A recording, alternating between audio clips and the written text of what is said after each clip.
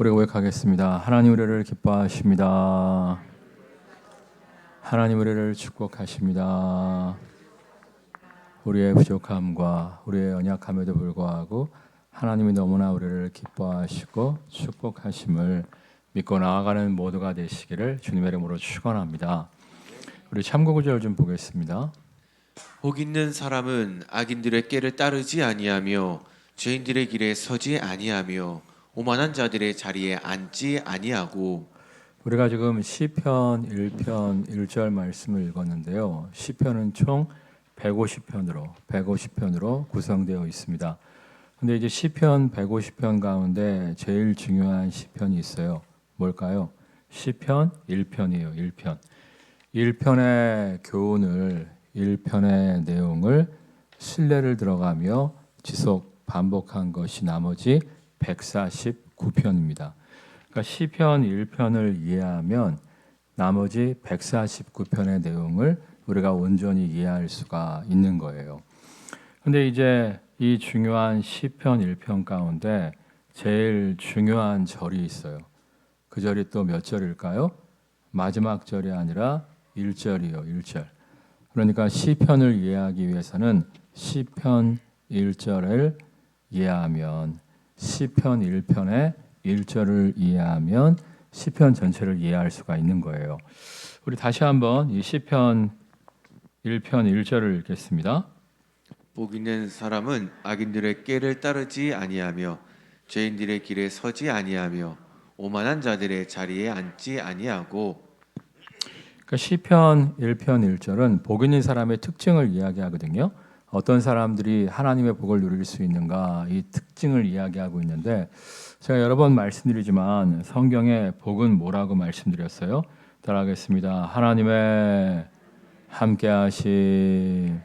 하나님의 함께하심. 노아가 대홍수 가운데 어떻게 자신과 자신의 가족들을 구원할 수 있었죠? 하나님이 함께하셨기 때문입니다.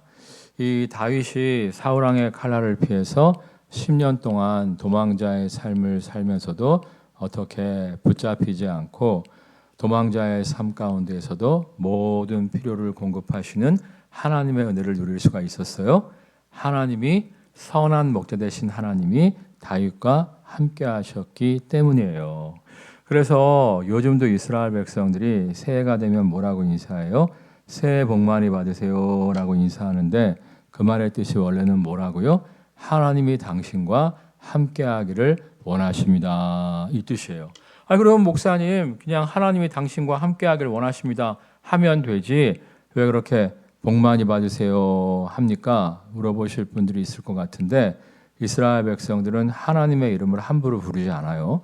하나님은 너무나 존귀하신 분이기 때문에 하나님의 이름을 함부로 부르지 않고 보통 그분 이렇게 부릅니다.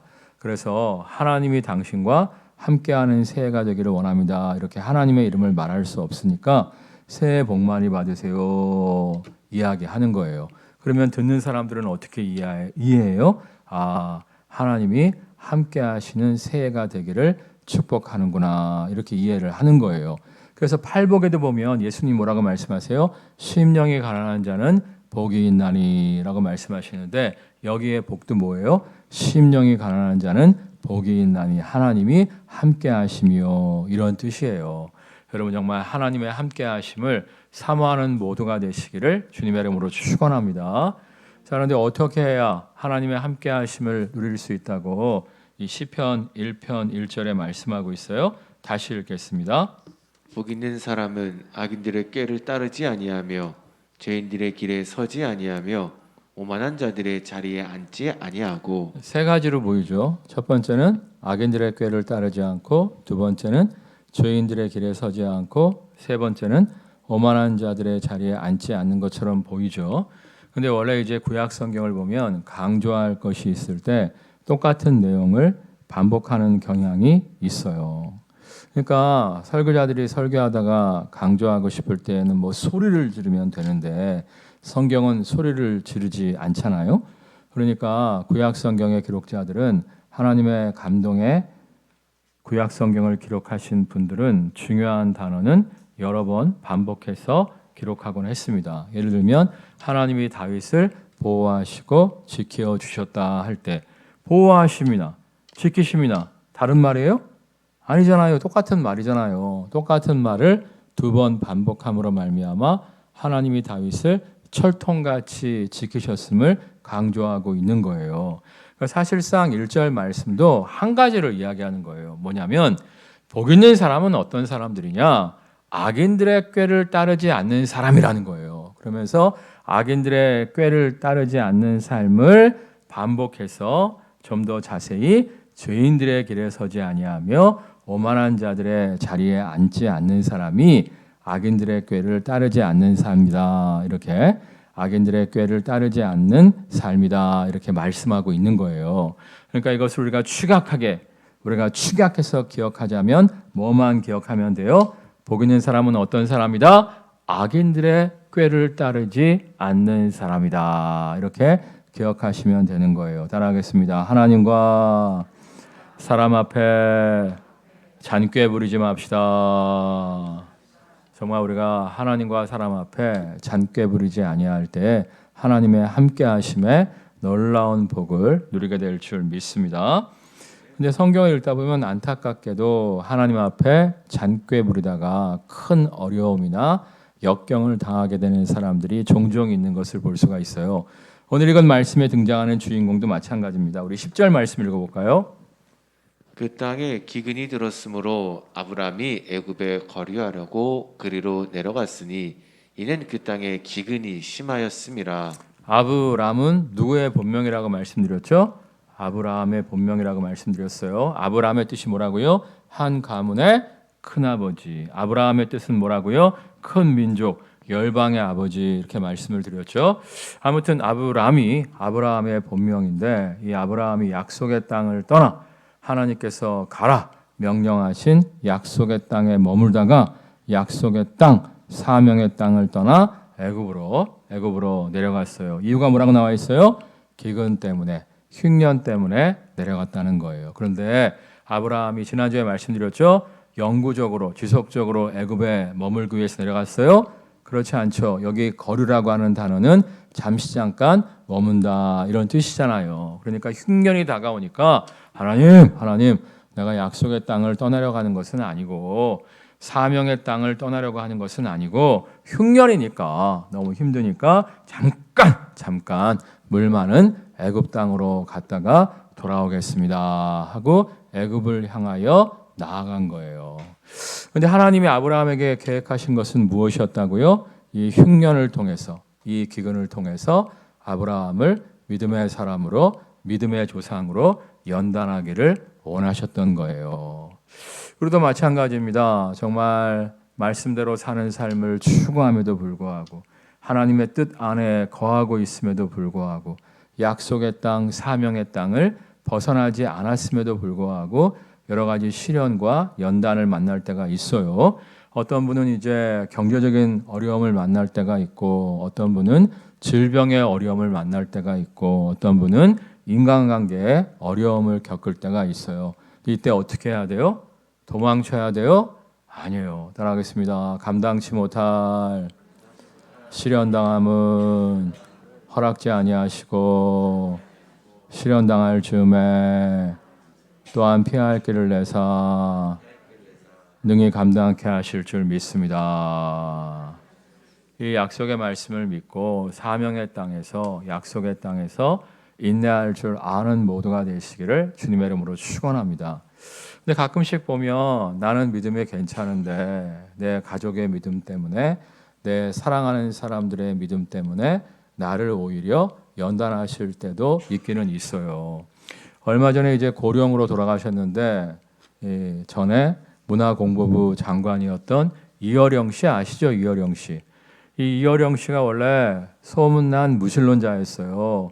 소문난 기독교 박해자였습니다. 제가 그분의 책을 몇 권 읽다가 끝까지 다 읽지 않고 다 던져버렸어요. 왜냐하면 하도 기독교 욕을 많이 해갖고 하도 기독교 욕을 많이 해갖고 승질나서 책을 다 던져버리고 그분의 책을 끝까지 읽은 게 없어요. 예수 믿고 쓴 책은 끝까지 읽었어요. 예수 믿기 전에 그분이 쓴 책은 끝까지 읽은 책이 없는데 아무튼 그 정도로 그분이 이제 소문난 기독교 박해자였잖아요. 근데 그분에게 사랑하는 외동딸이 있는데 눈에 넣어도 아프지 않은 외동딸이 있는데 이 외동딸이 예수를 믿어버린 거야. 그리고 자꾸 아빠를 예수님께로 인도하는 거예요. 그러면서 아빠 그렇게 교회 욕하면 안 돼. 아빠 그렇게 교회 욕하면 안 돼. 이러는데 웃기는 소리 하지 말라고. 너도 빨리 그 사망의 음침한 골짜기에서 빠져나와야 된다고. 막 그랬었는데 어느 날 이 사랑하는 딸이 죽을 병에 걸려버린 거예요. 그분이 또 장관 출신이니까 얼마나 인맥이 두텁습니까? 뭐 한국의 명의란 명의는 다 만나보고 해외에서도 명의란 명의는 다 만나봤는데 딸이 점점 죽어가는 거예요. 그러니까 이제 아버지의 마음에 야, 우리 딸이 하나님 그렇게 저주하면 안 된다고 말했는데 교회 욕 그렇게 많이 하면 안 된다고 그랬는데 우리 딸이 아빠도 예수 믿어야 된다고 그렇게 얘기했는데 내가 하나님을 부인하고 하나님을 저주하는 삶을 살았더니 하나님이 내가 가장 아끼고 나에게 가장 소중한 존재인 내 딸을 데려가시는 것이 아닌가 하고 회개하고 예수님 영접하셨잖아요. 말년에 예수복음 전하고 회개하는 책들 많이 쓰시다가 하나님 나라로 가셨습니다.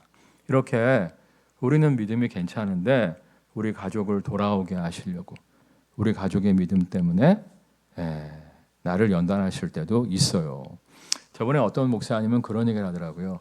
자기 집에 어렸을 때 엄청나게 부자였대요. 그냥 뭐 소문난 부자였는데 정말 경제적인 어려움 때문에 청소년 때 경제적인 어려움 때문에 너무 힘들었다는 거예요. 나중에 가만히 목회를 하면서 생각을 해보니까 하나님이 자신의 가정에 그렇게 엄청난 경제적인 어려움을 주시지 않았다면 자신이 목회자의 길을 걷지는 않았을 거라는 거예요. 또 목회자의 길을 걸었다고 할지라도 정말 경제적으로 힘들어하는 성도들의 마음을 살피는 성도들의 마음을 아는 목회자가 될 수는 없었다는 거예요. 제가 정말 들어보니까 하나님이 그분을 목회자 만드시려고 성도들의 경제적인 어려움을 아는 목회자 만드시려고 그분의 부모님의 가정에 큰 경제적 어려움을 주셨었구나 이런 생각이 들더라고요.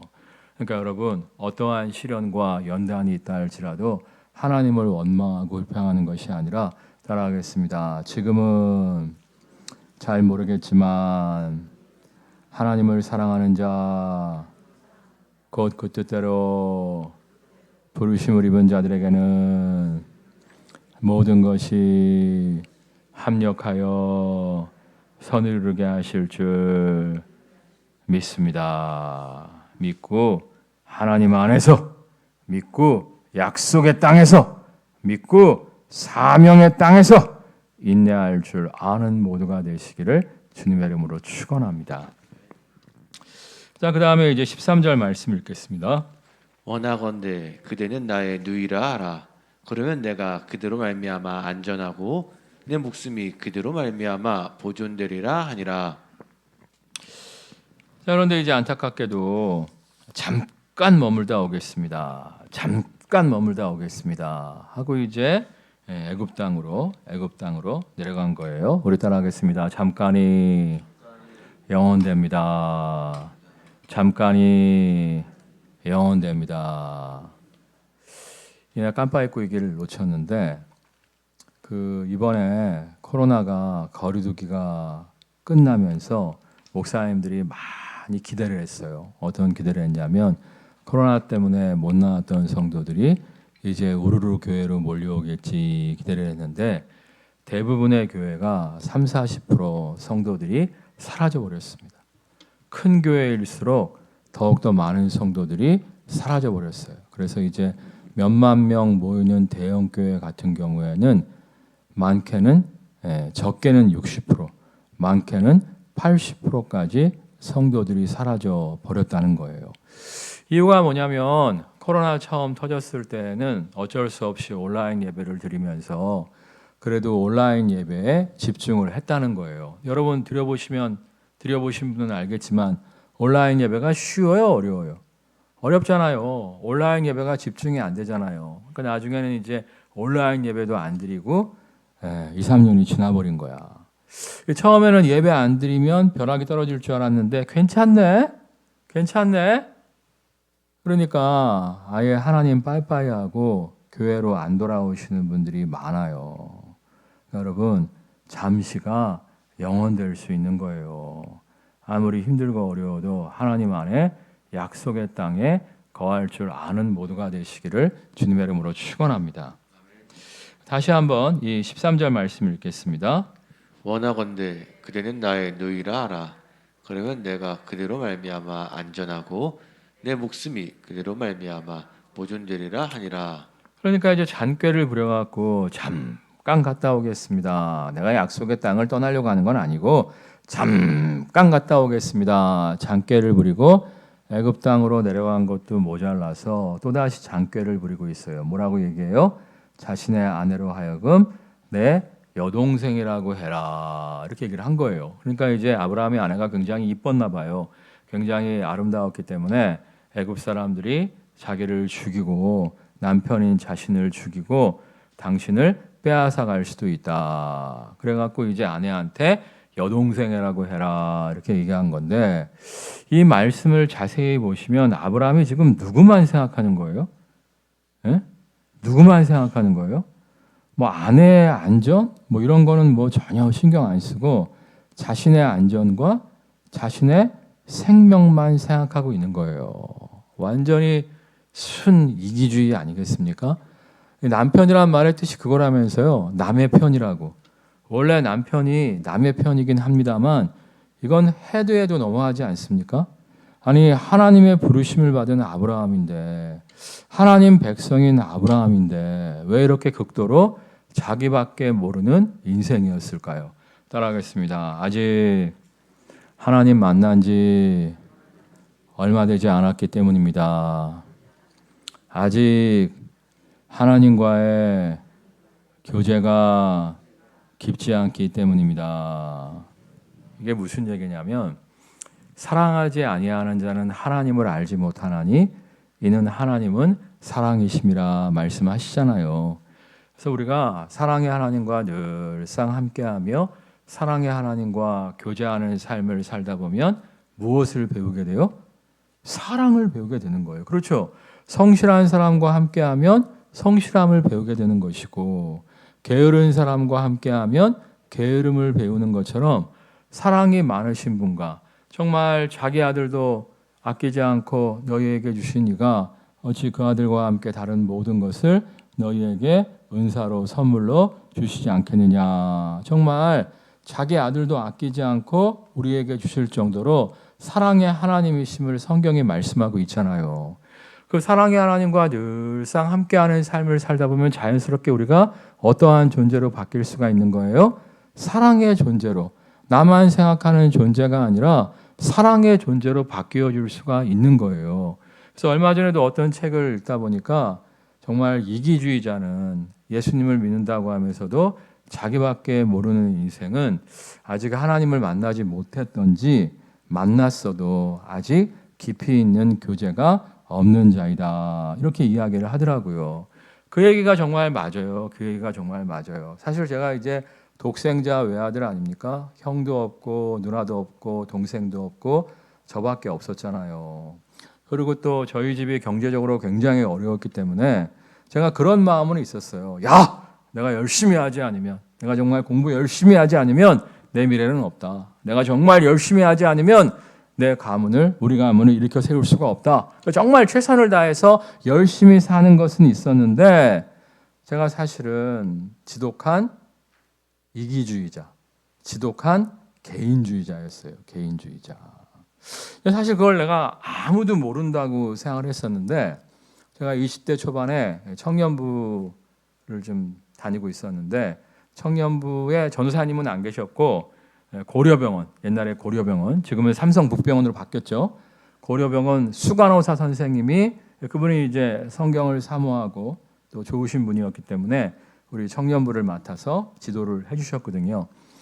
그분이 어느 날 나한테 딱 그러는 거예요. 대현아, 너는 굉장히 성실하고 최선을 다하는 삶을 살기는 하는데 너밖에 모른다? 너 굉장히 이기주의다? 깜짝 놀랐어요. 와, 이게 30년도 한참 지난 이야기인데 완전히 들켜버린 거야. 어떻게 알았지? 사실 내가 이기주의자인 거 내가 알았거든요.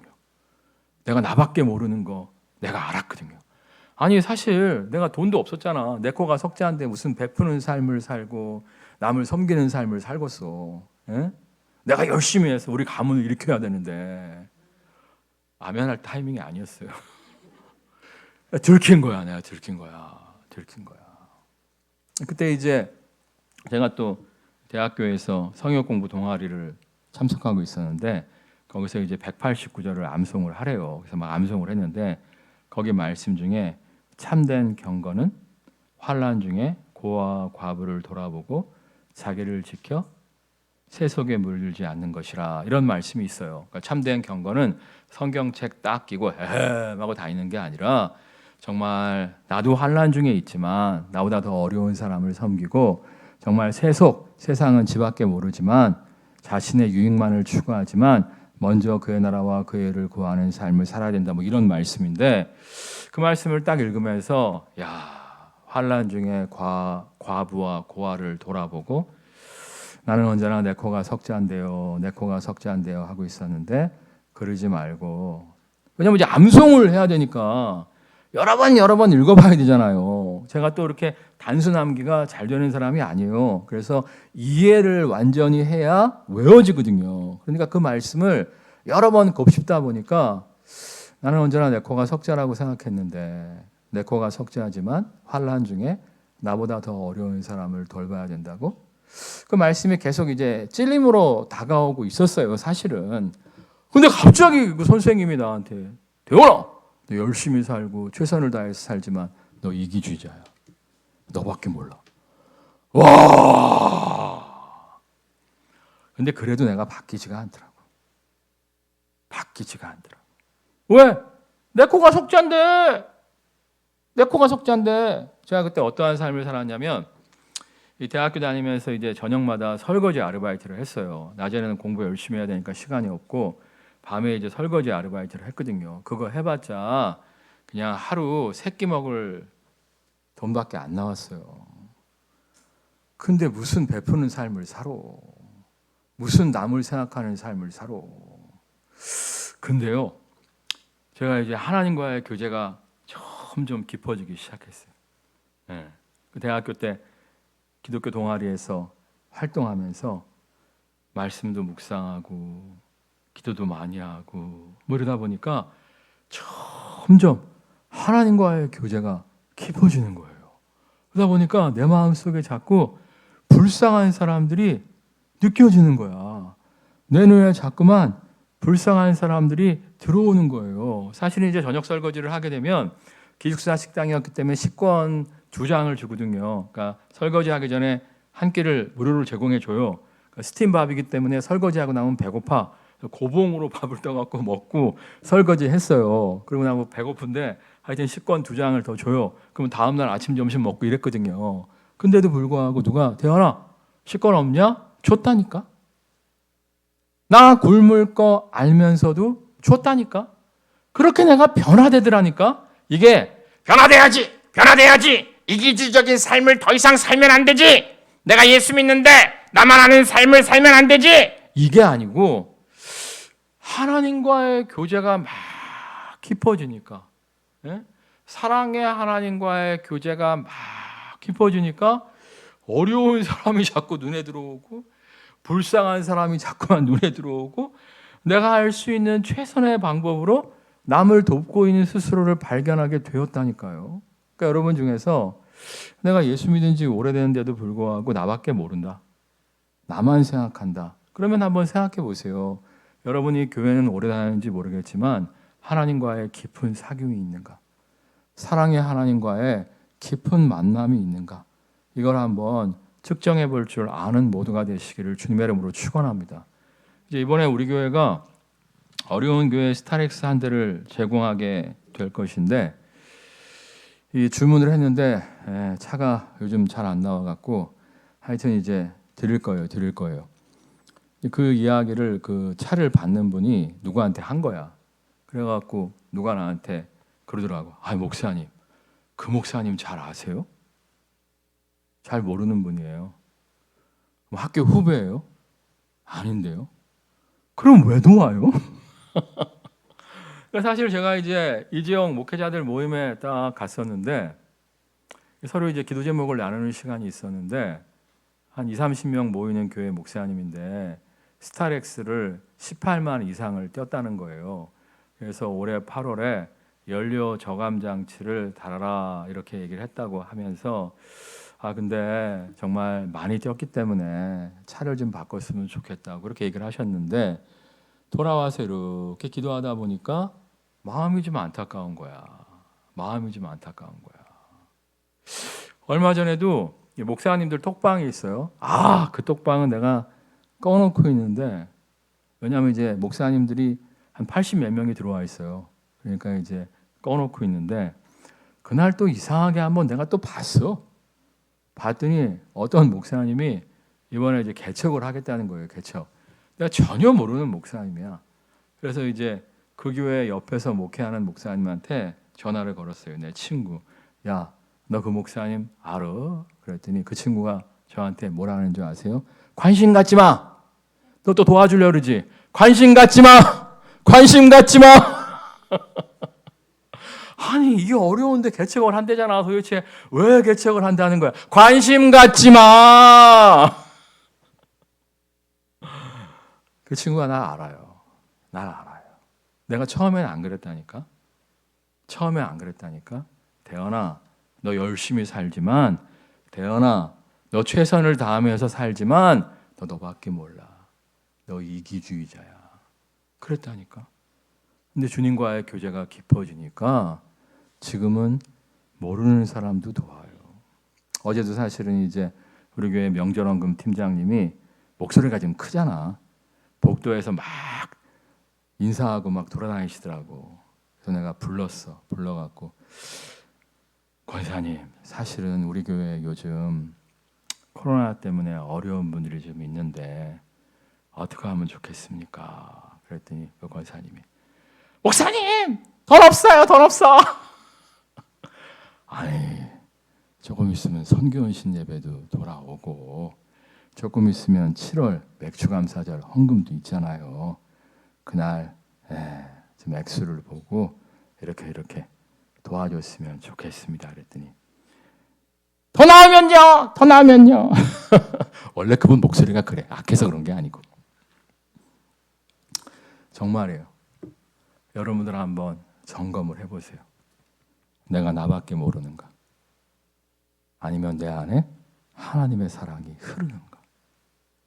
이것으로 하나님과 여러분의 관계를 측정해 볼 줄 아는 모두가 되시기를 주님의 이름으로 축원합니다. 우리 15절 말씀 읽겠습니다. 15절. 바로의 고관들도 그를 보고 바로 앞에서 칭찬함으로 그 여인을 바로의 궁으로 이끌어들인지라. 정말 이 아브라함과 그 아내를 바로의 궁으로 파라오죠. 요즘 말로 하면 이끌어 드려요. 자, 그런데 여러분 좀 이상하지 않아요? 이때라도 아브라함이 진실을 밝혀야 되지 않아요? 안 그래요? 지금까지만 말 안 했다고 할지라도 이때는 죄송합니다. 사실은 내 마누라입니다. 이렇게 얘기해야 되는 거 아니에요? 끝까지 침묵합니다. 완전히 비겁한 사람이에요. 완전히 겁쟁이. 자기밖에 모르는 인간이에요. 근데 하나님이 어떻게 하십니까? 우리 17절 말씀을 읽겠습니다. 여호와께서 아브라함의 아내 사레의 일로 바로와 그 집에 큰 재앙을 내리신지라.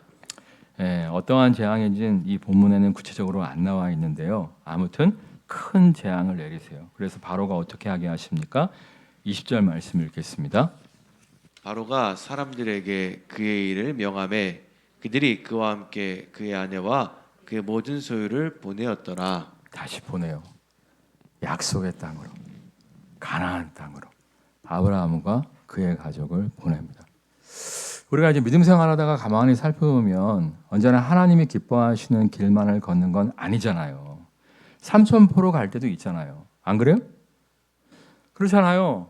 우리가 이제 주님을 믿고 따르는 예수님을 믿음으로 말미암아 하나님의 자녀, 하나님의 백성 되었지만 언제나 하나님 뜻 안에 거하고 언제나 하나님이 기뻐하시는 길만을 걷는 건 아니잖아요.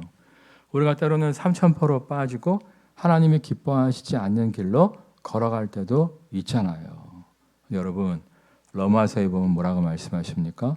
우리의 부족함과 우리의 연약함에도 불구하고 우리가 나의 죄인됨을 자백하고 예수님을 나의 구원자, 나의 주님으로 영접했다면 하나님이 결코 우리를 버리지 않으심을 약속하고 계십니다.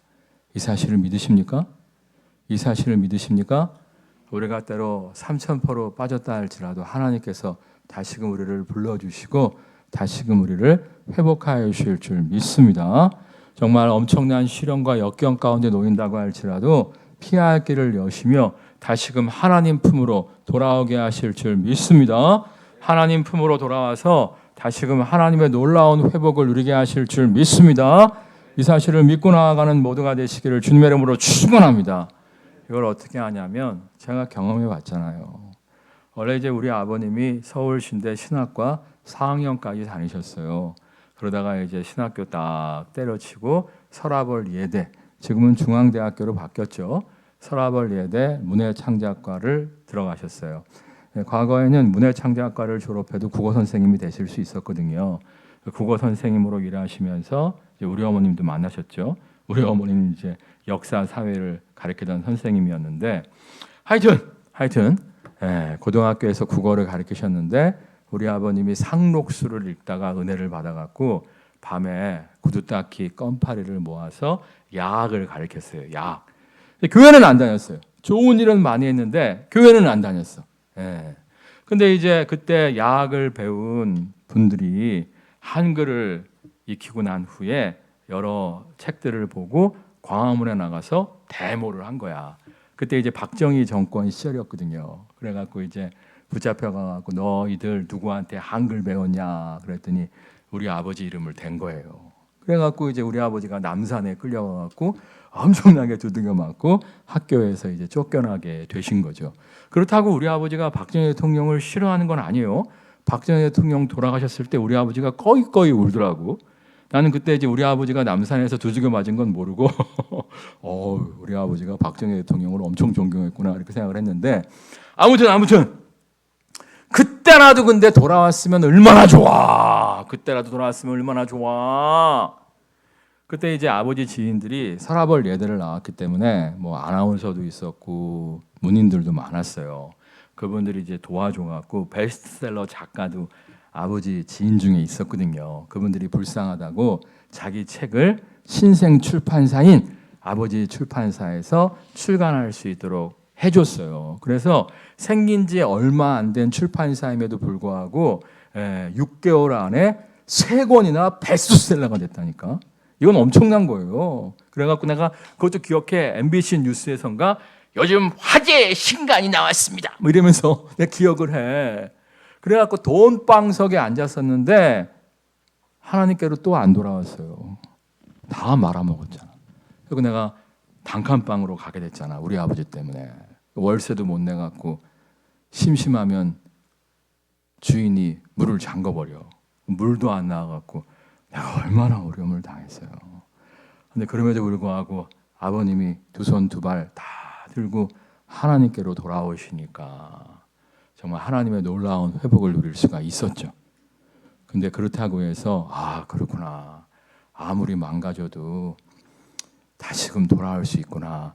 좀 천천히 돌아와야지. 그러진 마세요. 내가 아버지한테 항상 하는 얘기가 아니 학교에서 쫓겨났을 때 출판사 잘 될 때 그때 아버지가 좀 하나님께로 돌아왔으면 내가 오렌지족은 못해도 낑깡족은 되지 않았냐. 내가 대학교를 스포츠카 몰면서 다닐 수 있었는데 아버지가 늦게 돌아와갖고 내가 정말 식권 3장에 목숨 거는 인생을 살지 않았냐. 그 얘기를 지금도 농담 삼아 하는데 여러분 아무리 망가졌어도 돌아올 수 있습니다. 회복시켜 주십니다. 그렇지만 빨리 돌아오세요. 너무 게으름 피지 마시고 빨리 돌아오세요. 아니 목사님 저는 교회를 다니고 있잖아요. 아니에요. 교회는 다니고 있지만 하나님과 머신 분들이 있어요. 가족의 평화를 위해서 예배당 안에 앉아 있기는 합니다만 하나님과 머신 분들이 있어요. 하나님께로 돌아오세요. 하나님을 뜨겁게 만나세요. 약속의 땅, 사명의 땅으로 돌아올 때 하나님의 놀라운 회복이 여러분의 가정과 일터에 함께하여 주실 줄 믿습니다. 찬양하겠습니다.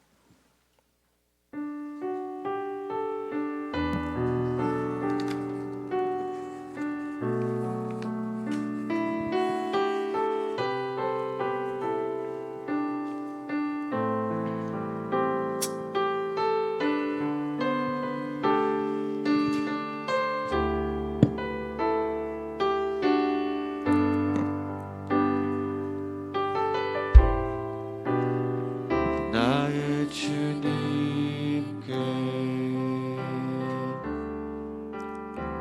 찬양 드리며 크신 사랑 주 임재 감사는 어둠 속에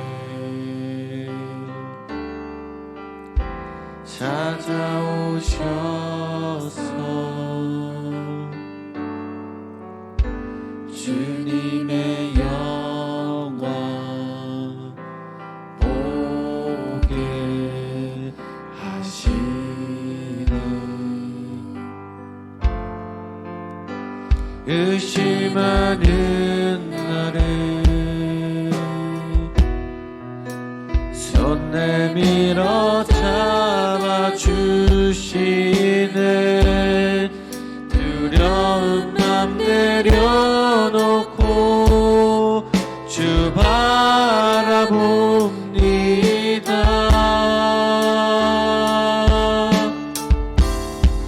주님을 보게 하소서 나를 붙드소서 내 뜻과 내 생각 내려놓고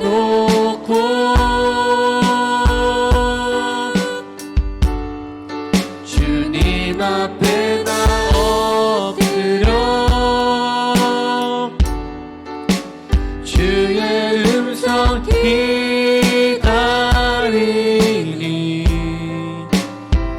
나를 부르실 때 믿음으로 걸어가리. 주님을 보게 하소서 주님을 보게 하소서 나를 붙드소서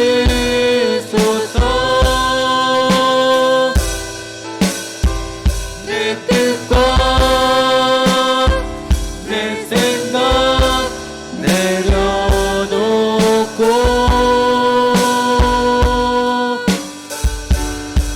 주님 앞에 나 엎드려 주의 음성 기다리니 나를 부르실 때 믿음으로 걸어가리. 나를 부르실 때 믿음으로 걸어가리. 하나님과 사람 앞에 잔꾀 부르는 인생이 아니요 하나님과 사람 앞에 신실한 인생 되어지게 하여 주옵소서. 요셉은 보디발의 아내가 유혹할 때 보디발의 아내가 아무도 보는 사람이 없다 말할 때 아무도 보는 사람이 없다 할지라도 하나님은 지켜보고 계십니다. 내가 어찌 하나님 앞에 득죄하리요. 하나님 앞에 신실함으로 말미암아 억울한 감옥살이의 고통을 겪었습니다. 그러나 하나님께서 요셉의 신실함을 보시고 결국 그를 애굽의 국무총리로서 수많은 사람들을 굶주림에서 구원하게 하십니다. 순간의 유익을 위해서 잔꾀 부리는 인생이 아니요 하나님과 사람 앞에 신실한 모두가 되어지게 하여 주옵소서. 사랑의 하나님과의 깊은 교제를 통하여 우리도 사랑의 사람으로 점점 변화되게 하여 주옵소서. 이를 통하여 더욱더 쓰임받는 인생, 영광 누리는 인생 되어지게 하여 주옵소서. 합심해서 기도하겠습니다.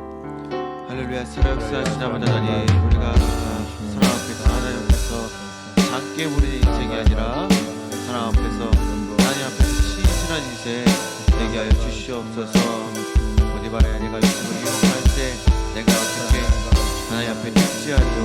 아무도 보지는 않지만 우리 주님께서는 우리의 모든 것을 보고 있다 말씀하십니다. 주님, 우리가 작게 부리는 인생이 아니라 하나님 앞에 사랑 앞에 신실한 인생 되게 하여 주시옵소서. 그러므로 정말 날마다 주님과 함께하며 축복받는 열매 맺는 인생 되게 하여 주시옵소서. 또한 주님과의 깊은 교제가 회복되게 하여 주시옵소서. 주님과의 깊은 교제가 회복됨으로 말미암아 사랑의 하나님을 닮아 우리도 사랑을 실천하며 우리가 정말 핑계대지 않고 잔꾀 부리지 아니하고 약속의 땅, 사명의 땅에 거하며 하나님과 사람 앞에 신실한 삶을 추구하게 하여 주옵소서. 정말 하나님과의 깊은 교제 가운데 이기주의적인 나를 탈피하고 나만 아는 나를 탈피하고 정말 사랑의 하나님과의 깊은 교제 가운데 사랑의 사람으로 변화되게 하여 주옵소서.